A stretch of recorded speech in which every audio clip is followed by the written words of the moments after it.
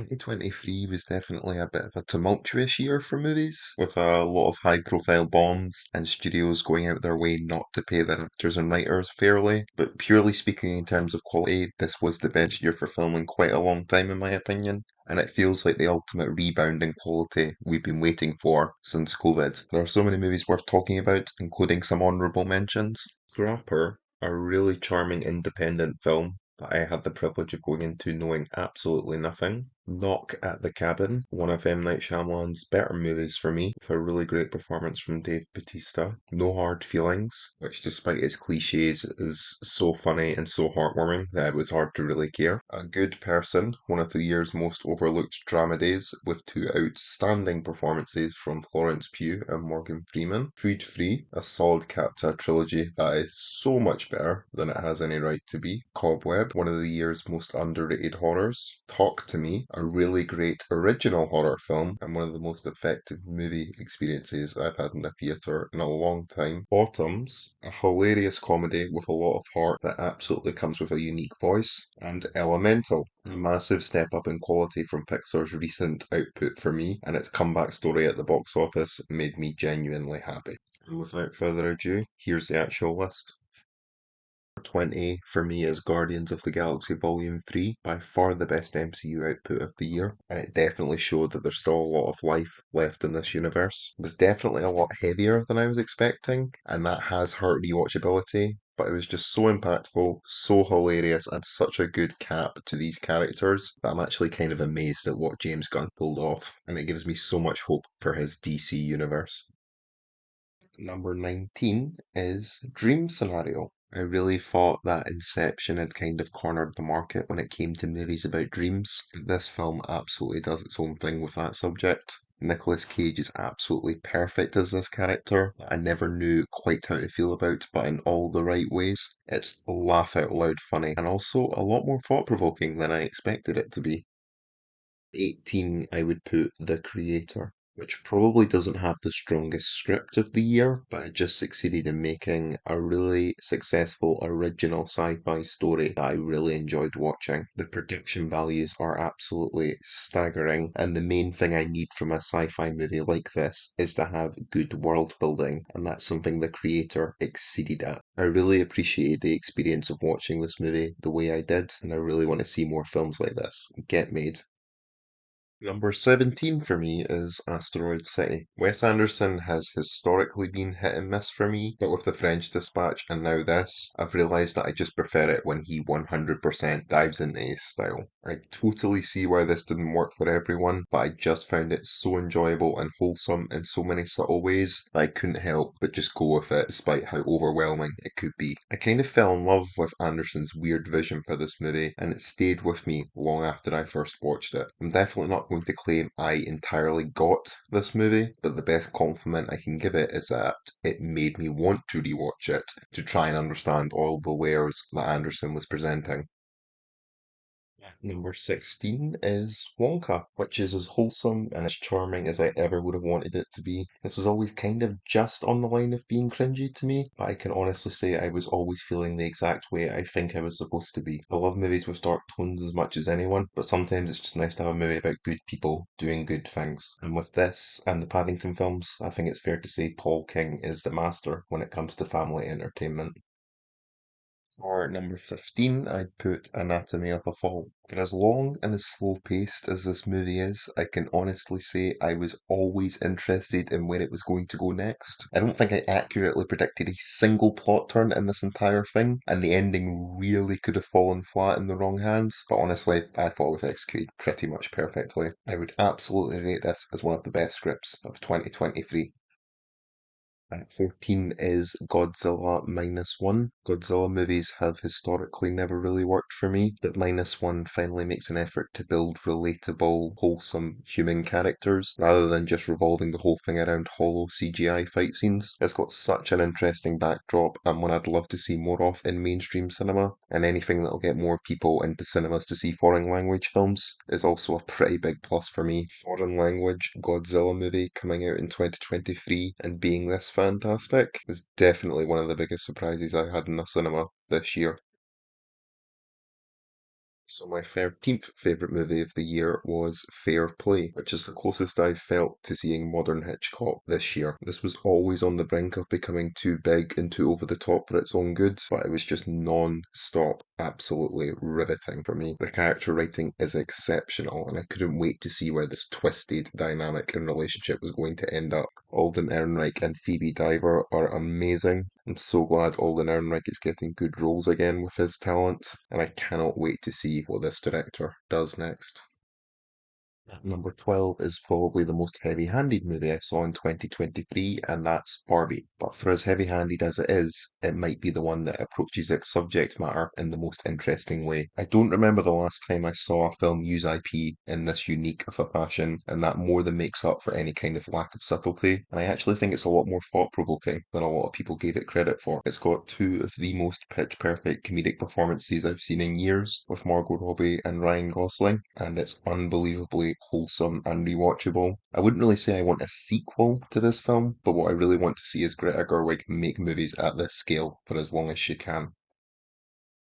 At number 11 is Dumb Money, which ended up being one of the year's most underrated films, in my opinion, but also quite a surprising comfort watch. It's not as good as other movies of this type, like The Social Network or The Wolf of Wall Street, but it reminded me of why I love this subgenre so much. I thought every character in the movie was unique and compelling to watch in their own way, and I actually think it is one of the best Eat the Rich stories we've seen in quite a while. Craig Gillespie does such a good job at making a lot of financial information and intricacies digestible and interesting for an audience, and it's one of the movies on this list I could absolutely see myself rewatching the most.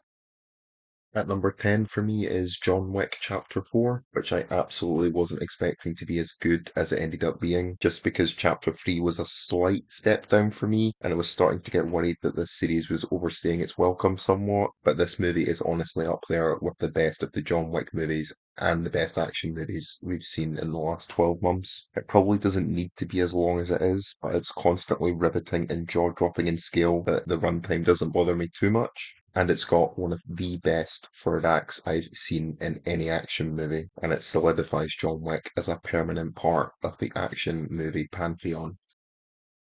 Number 9 is David Fincher's The Killer, which isn't the best movie he's put out, but it's probably the most telling of him as a filmmaker. There's just a precision to every single shot and edit in this movie that made it so satisfying to watch when it could have easily come across as a Fincher self-parody. It's got, without a doubt, my favourite action scene of the year, and Michael Fassbender is so unbelievably perfectly cast as this character after quite a long hiatus. It just made me so grateful to have him making movies at this scale the way he wants to, and he is 100% up there with Nolan and Villeneuve as a true modern master. We've definitely seen story setups done like this before, but David Fincher's vision for it ensures that The Killer is one of the best of its type.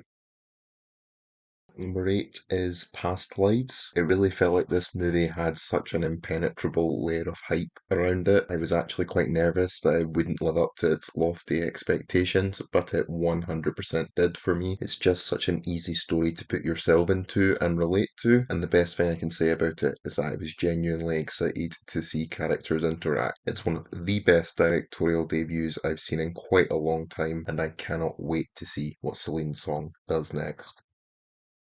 Number 7 is the best comic book movie of the year in Spider-Man Across the Spider-Verse. To be totally honest, I wasn't always totally on board with the idea of a Spider-Verse sequel because the first film told such a well-rounded story in a unique way, and I wasn't really sure they could recapture that with a second one. But honestly, I actually ended up liking this movie more than the first one. It's so visually creative and well rounded from a character perspective, and uses the multiverse concept to its best potential when it can very easily come across as gimmicky, as it has in a lot of these recent multiverse movies. It ended in a way that left me wanting more, with a cliffhanger I found frustrating in all the right ways because I couldn't get enough of what this movie was offering. Once this third movie comes out, we could very easily have an all timer comic book trilogy on our hands. Air at number six was one of the most purely enjoyable experiences I had in a theatre in 2023. I hate the overuse of the phrase, we don't get movies like this anymore, but in Air's case, I do find it to be quite fitting. I love movies that take an uncinematic subject matter and tell them in an interesting way, and this is one of the best examples of that I've seen. The dialogue is unbelievably well written and delivered, and this just proves that Ben Affleck is still one of the best actors turned directors. The fact that this was originally supposed to go straight to streaming and instead got a full theatrical release made me so happy, and it just gave me hope for continuing to get movies like this in cinemas. Number five is The Holdovers, which was a big surprise because Alexander Payne movies haven't always worked for me. With how fantastic this movie turned out to be, I feel like I finally understand the hype now. Christmas movies are one of the only genres where I don't really have any discernible favourites, but The Holdovers is in that conversation. Haven't seen it now. As cheesy as it might sound, I just thought this was such a warm hug of a movie. It's got some of the best characters I saw in a movie this year, and I enjoyed it from beginning to end, making it one of the most purely comfortable experiences I had watching a film this year. Number four is my favourite action movie of the year in Mission Impossible Dead Reckoning Part 1. I won't lie, the first time I watched Dead Reckoning, I was a little bit underwhelmed. I thought it fell short of the series' best entries, especially after the masterpiece that Fallout was. Of all the movies on this list, except for my number one choice, it's the movie I've rewatched the most, and I can honestly say I've loved it more with every rewatch. It's just so overwhelming in all the best ways. It's perfectly filmed and paced, and I love how this film builds up the mythology of the IMF and these characters. It's a phenomenal piece of action filmmaking and only solidifies the peak level that the Mission Impossible franchise is operating at. There really is no one else doing it quite like Tom Cruise and Christopher McQuarrie. Number three is probably the most controversial film on this list in Saltburn. A big reason why I love this movie so much is that I really enjoy the experience of watching unlikable characters, and specifically unlikable characters trying to eat each other. So I just really fell in love with Emerald Fennell's vision for this movie. It takes inspiration from so many other great films, but it fuses it into something really wholly unique. I definitely saw some of the plot twists coming, but everything was just so well executed that any predictability didn't really bother me that much. In an unpopular opinion, I love the third act and the reveals that come with it, and it made me want to rewatch this movie straight after I saw it. I may not have totally loved Promising Young Woman, but this movie showed me that Emerald Fennell is definitely a filmmaker to watch out for.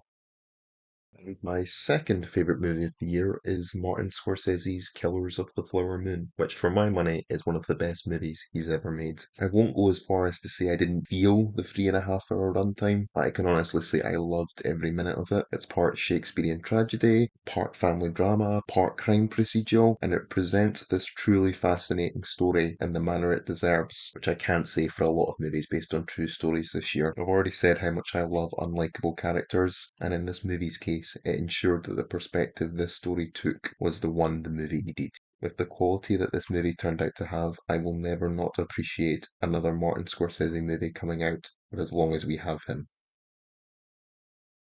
And my number one favourite movie of the year is Christopher Nolan's Oppenheimer, which I almost don't want to put at my number one just because it's such an obvious choice, but I honestly just can't deny the masterpiece I truly believe this movie to be. No other movie in 2023 gave me the same feeling that Oppenheimer did, and it kind of just opened my eyes to a whole new way of telling stories through film. It's already started to inspire the way I write my own personal scripts. It has some of the most impactful lines and scenes I've seen in a long time, maybe of all time, to be honest. And I was totally gripped from start to finish for the whole 3 hour runtime. It has one of my favourite scores I've ever heard in a movie, and an ending that's going to be seared into my brain for as long as I'm watching movies. All I can say is that I really want Christopher Nolan to make 100 more films, because he's not showing any signs of a decline. And that was my list of the best movies of 2023. It obviously goes without saying that this is purely my opinion, and I always appreciate any healthy discourse around anything I create or say. My Twitter and Letterboxd accounts are linked in the description if you're interested, and please subscribe because I'm planning on putting out a lot more content in 2024.